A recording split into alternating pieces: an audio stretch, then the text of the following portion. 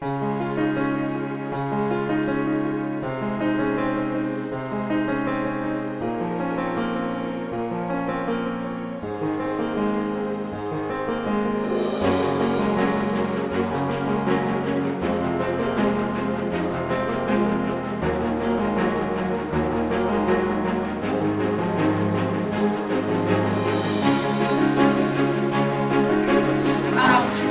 So this is the first speech I've ever given. I'm going to read it because I can't memorize things. It's quite an honor.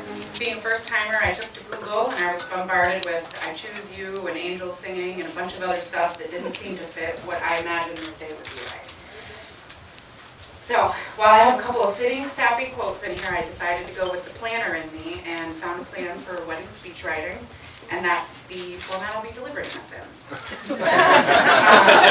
Step 1, start early. I blew it. I wrote this 12 days ago. Step 2, begin with an introduction and don't assume everyone knows who you are. So I'm Hillary. I'm happily married. I live in Northern Virginia. I have 2 kids, 2 dogs, a job, and a car. I like to sew, and I like Mexican food.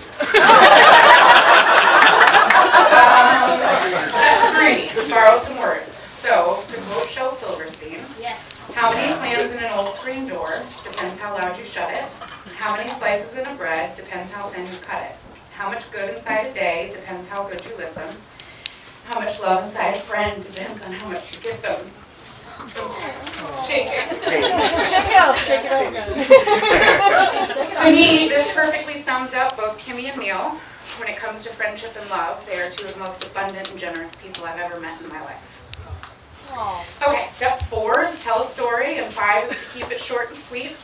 I met Kimmy for the first time at her benefit, thanks to Fred Soriano, wherever he is. Hey, Fred. I probably, like most of you and maybe Neil, fell instantly in love, and then over the last several years, I weaseled my way into making her my best friend. And also with that, I got Neil, and I can honestly say I'm a much better person having both of them in my life.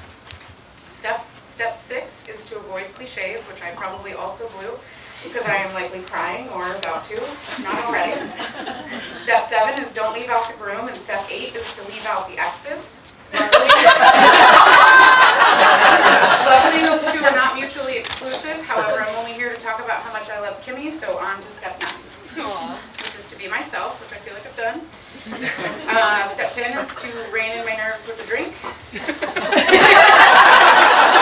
And even though I wrote this 12 days ago, I'm pretty sure I followed that step. Step 11 is to wrap it up in style, so here goes.